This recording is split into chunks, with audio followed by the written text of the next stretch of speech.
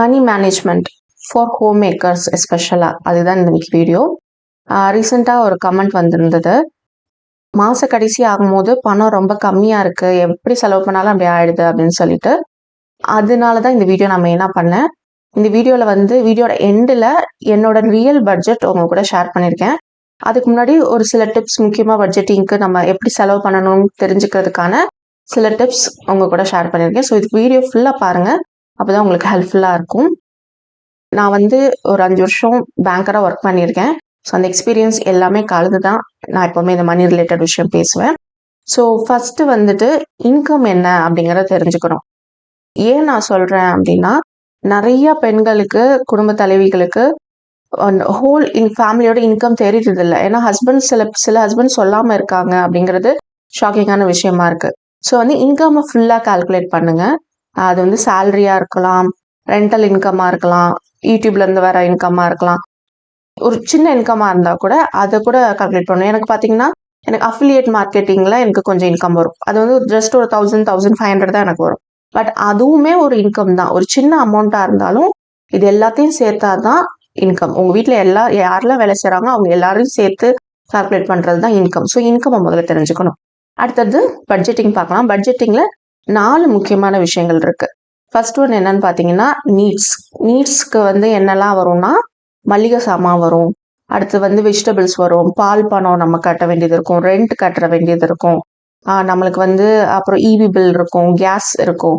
இதெல்லாம் நம்மளால தவிர்க்கவே முடியாது. இது இல்லைன்னா நம்மளால வாழவே முடியாது. அது எல்லாம் தான் நீட்ஸ்.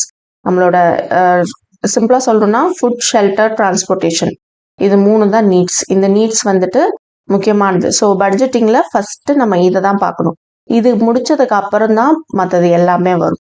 ஸோ பட்ஜெட் எழுதும் போது இந்த லிஸ்ட்டை நம்ம ஃபஸ்ட்டு போட்டுக்க போகிறோம். அடுத்த கேட்டகிரி பட்ஜெட்டிங்கில் என்னன்னு பார்த்தீங்கன்னா, வாண்ட்ஸ். கண்டிப்பாக மனுஷன் அப்படின்னு வரும்போது எல்லா மனுஷங்களுக்கும் ஒரு விருப்பம்னு ஒன்று இருக்கும். ஸோ வாண்ட்ஸ் இல்லவே இல்லை அப்படின்னு மினிமலிஸ்டாக இருந்தாலும் வாண்ட்ஸுங்கிறது ஒன்று கண்டிப்பாக இருக்க தான் செய்யும்.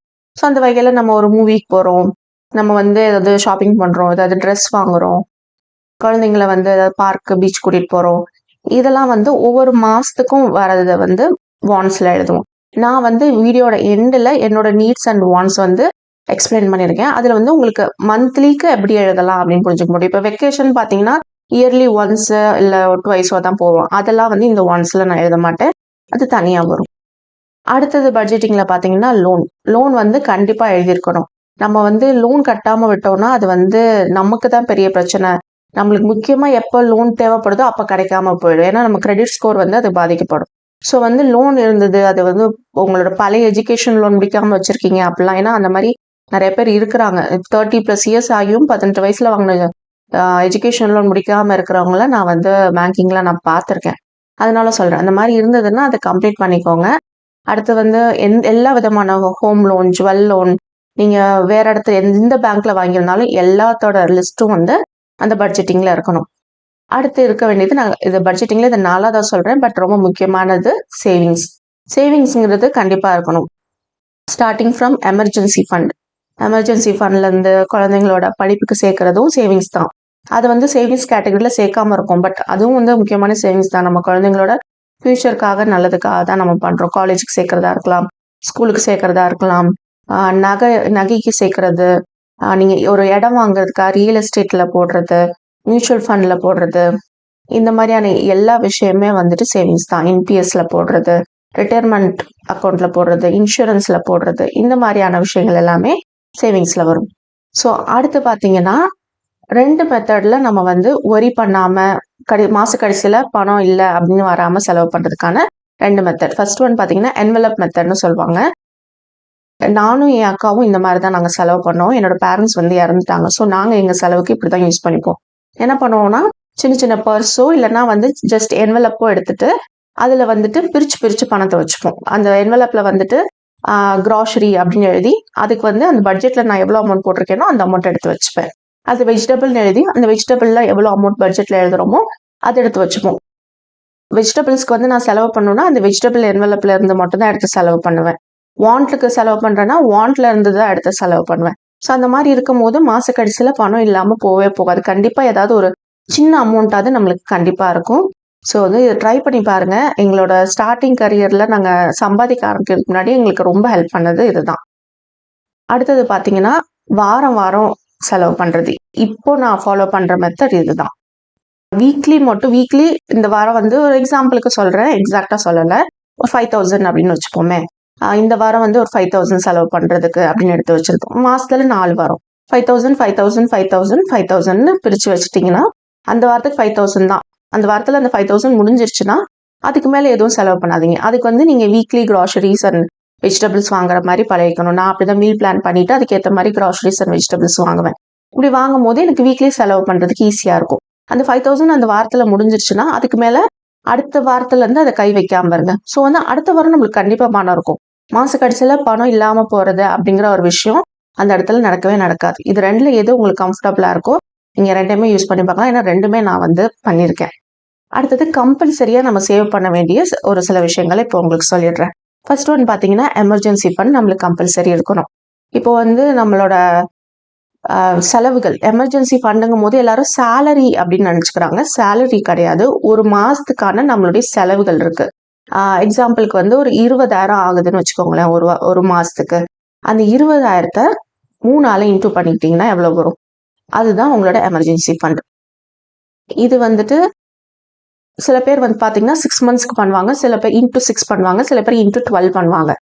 இன்டூ 12 யாருக்கு பண்ணுங்கன்னு நான் சொல்லுவேன் அப்படின்னா, பிஸ்னஸ் பண்ணுறது அந்த மாதிரி பீப்புள் இருப்பாங்கள, கரெக்டாக வருமானம் அதே மாதிரி வராது.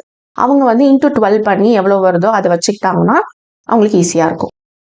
அடுத்தது ஸ்கூல் ஆர்டி, அதுக்கப்புறம் வந்துட்டு காலேஜுக்கான ஒரு ஆர்டி. இது ரெண்டுமே நான் வந்து போட்டுட்ருக்கேன். என் பையனுக்கு வந்து போஸ்ட் ஆஃபீஸில் வந்து 15 வருஷம் தான் பிபிஎஃப் போட முடியும். ஸோ அதில் வந்து இப்போ நான் மாதம் 2000 தான் கட்டிகிட்டு இருக்கேன். 3000 கட்டினா கொஞ்சம் கம்ஃபர்டபுளாக இருக்கும்னு நினைக்கிறேன். பட் வந்துட்டு இப்போதைக்கு நல்ல 2000 தான் முடியுது. அடுத்து பார்த்தீங்கன்னா ஸ்கூலுக்கு வந்து எவ்வளோ ஃபீஸ் கட்டணுமோ அடுத்த வருஷம் எவ்வளோ ஃபீஸோ டிவைடட் பை 12 போட்டு என்ன அமௌண்ட் வருதோ அதை மாதம் போட்டுட்டு வரணும். ஒரு வருஷம் கழிச்சு அடுத்த வருஷம் அவன் செகண்ட் ஸ்டாண்டர்ட் சேரும் போது அந்த அமௌண்ட் வந்து எனக்கு ரெடியாக இருக்கும். அதை பற்றி நான் நகை அடகு வைக்கணுமா என்ன பண்ணணும்னு நான் கவலைப்பட வேண்டியது இருக்காது. அடுத்து பார்த்தீங்கன்னா ஹெல்த் இன்சூரன்ஸ். இதோட அருமை எனக்கு எப்போ புரிஞ்சுதுன்னா, நான் வேலைக்கு சேரும் போது கம்பல்சரி ஹெல்த் இன்சூரன்ஸ் போடணும்னு சொல்லிட்டாங்க பேங்க்ல. ஸோ நான் போட்டுட்டு இருந்தேன். பட் ஒரு 5-6 வருஷம் கழிச்சு என் பையன் பிறக்கும் போது சிசரின் டெலிவரி. ஸோ வந்து 60,000 செலவானுச்சு. எனக்கு ஆல்மோஸ்ட் 45,000 கிட்ட வந்து இன்சூரன்ஸ்லேயே கவர் ஆயிடுச்சு. 40,000 to 45,000 கவர் ஆயிடுச்சு. அப்போ வந்து 5 வருஷம் கட்டினது நான் வேஸ்ட் ஆகுது. சில பேர் நினைப்பாங்க அது இதுக்கு வேஸ்ட்டாக கட்டிக்கிட்டுன்னு. திடீர்னு எதிர்பார்க்காத நேரத்தில் 60,000 செலவு அப்படிங்கிறது யோசிச்சு பாருங்க. அதில் 45,000 வந்து ஹெல்த் இன்சூரன்ஸில் கவர் ஆயிடுச்சு. ஸோ ஹெல்த் இன்சூரன்ஸை வந்து சாதாரணமாக நினைக்காதீங்க. நான் வந்து ஸ்டார் ஹெல்த் இன்சூரன்ஸ் யூஸ் பண்ணுறேன். எங்கள் 3 பேருக்கும் சேர்த்து 10 லட்சம் பாலிசி எடுத்திருக்கோம். அடுத்தது லைஃப் இன்சூரன்ஸ். நிறைய பேர் கேட்குறாங்க அதை பற்றி. லைஃப் இன்சூரன்ஸ் கம்பல்சரியாக யார் எல்லாருமே போடலாம். பட் கம்பல்சரியாக யார் போட்டிருக்கணும் அப்படின்னு நான் நினைக்கிறேன்னா, ஒருத்தவங்க மட்டும்தான் ஃபேமிலியில் ஏர்ன் பண்ணுறாங்க அப்படின்னா அந்த மெம்பர் கண்டிப்பாக ஒரு லைஃப் இன்சூரன்ஸ் எடுத்திருக்கணும். இல்லை வந்துட்டு பாசிவ் இன்கம் இருக்குன்னா கூட ஓகே. எனக்கு பார்த்தீங்கன்னா எங்களுக்கு வந்து அப்பார்ட்மெண்ட் இருக்குது, அதில் ரெண்டல் இன்கம் வரும். ஸோ அதுலேருந்து ஒரு அந்த மாதிரி ரெண்டல் இன்கம் வருது பாருங்க. நாங்கள் வேலை பார்க்காம இன்கம் வருது, அதான் பாசிவ் இன்கம். அந்த பாசிவ் இன்கம் இருந்ததுன்னா கூட ஓகே. அப்போ லைஃப் இன்சூரன்ஸ் இல்லைன்னா கூட ஓகே தான். பட் ஒன் இன்கம் தான் உங்களுக்கு வருது அப்படிங்கும் போது கண்டிப்பாக லைஃப் இன்சூரன்ஸ் கண்டிப்பாக இருக்கணும். அடுத்தது என்னோட ஸ்பெண்டிங் ஒரு மாதத்துக்கு எப்படி இருக்கும் அப்படிங்கிறத அவங்க கூட ஷேர் பண்ணுறேன். ஸோ ஃபஸ்ட்டு பார்த்தீங்கன்னா நீட்ஸ்லேருந்து ஸ்டார்ட் பண்ணுவோம். முதல்ல தேவைகள் தான் நம்ம பார்க்கணும். அதில் ஃபஸ்ட்டு க்ராசரி வந்து நான் எப்படி வாங்குவேங்கிறத டீட்டெயிலாக சொல்லியிருக்கேன். அந்த லிங்க் வந்து நான் டிஸ்கிரிப்ஷன் பாக்ஸில் கொடுக்குறேன். மீல் பிளானிங்னா அது வந்து 6,000 போடுறேன். வெஜிடபிள்ஸ் அண்ட் ஃப்ரூட்ஸ் பார்த்தீங்கன்னா 2,000 போடுறேன். இது எல்லாமே நான் வந்து ஒரு 100 rupeesலேருந்து 500 rupees எக்ஸ்ட்ராவாக இருக்க மாதிரி தான் போடுவேன். எனக்கு 5,500 தான் ஆகுதுன்னா 6,000 அப்படின்னு போடுவேன். அடுத்து நான்வெஜ்க்கு வந்து 1,500, அதில் எக்கும் சேர்ந்து வந்துடும். பாலுக்கு வந்து 1,200. இபி வந்து 2 மாதத்துக்கு ஒரு வாட்டி தான் கட்டுவோம். ஸோ 2,000 கிட்ட வரும் எங்களுக்கு. அதனால தான் வந்து 1,000 போட்டிருக்கேன். கேஸ் பார்த்தீங்கன்னா 900 ஆகுது. ஆனால் நாங்கள் 3 மாதத்துக்கு ஒரு வாட்டி தான் வந்துட்டு கேஸ் வாங்குவோம். ஸோ வந்து அது 300 அப்படின்னு போட்டிருக்கேன். இது வந்து நான் பட்ஜெட் எழுதுறேன். நான் என்ன கேட்டகரிக்கு எவ்வளோ போட்டிருக்கேனோ அதுக்குள்ளே நம்ம வந்து செலவு பண்ணிக்கணும். அதுக்கு பேர் தான் பட்ஜெட். ஸோ ரீசார்ஜ் பார்த்தீங்கன்னா 2 மொபைலுக்கு 250 rupeesக்கு இருக்க பிளான் போடுவோம். ஸோ வந்து 500. அடுத்து வந்து கார் வச்சிருக்கனால இந்த டீசல் செலவு வந்து கொஞ்சம் காருக்கு டீசல் போடும்போது கொஞ்சம் செலவு கூட தான் ஆகும். ஸோ அது வந்து 3000 போடுறேன். டாக்டருக்கு ஏன் 3000 போடுறேன்னா, இந்த மழை காலம்லாம் வந்துருச்சுன்னா, என் பையனுக்கும், என் ஹஸ்பண்டுக்கும் வந்து அலர்ஜி இருக்கு. ஸோ வந்து எப்போ என்ன செலவு வருதுன்னு தெரியாது. அப்போ வந்து எமர்ஜென்சி ஃபண்ட்ல கை வைக்கக்கூடாது அப்படிங்கிறதுக்காக 3000 போடுறேன். அதில் ஏதாவது மிஞ்சிச்சுன்னா அது எல்லாமே சேவிங்ஸ்க்கு தான். ஆளுக்கு 3 பேர் இருக்கோம். ஆளுக்கு ரூ. 1000 அப்படின்னு சொல்லி 3000 போடுறேன். அடுத்து வந்து டேக் அவே அண்ட் மிஸ்செலேனியஸ். ஏன்னா ஹஸ்பண்ட் வெளில போறாரு, ஏதாவது டீ, காஃபி ஏதாவது சாப்பிட்றாரு, வடை வாங்கி சாப்பிட்றாரு, அந்த மாதிரி இருக்கும். பையனுக்கு ஏதாவது திடீர்னு ஏதாவது வேணும்னு கேட்பான்.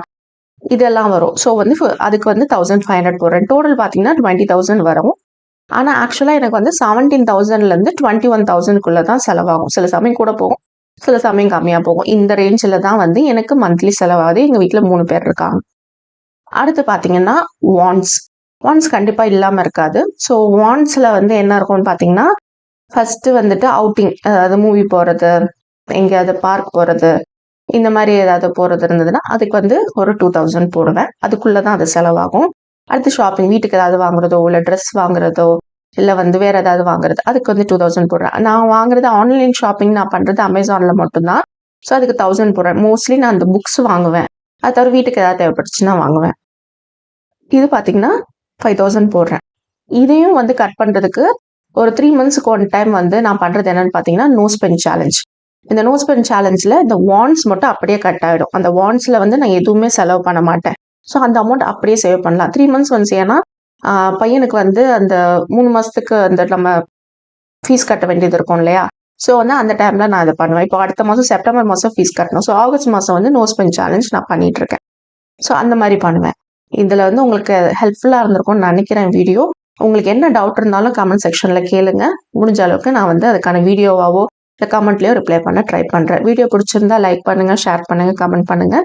மறந்துடாமல் சேனலுக்கு சப்ஸ்கிரைப் பண்ணுங்கள். தேங்க்யூ ஃபார் வாட்சிங்.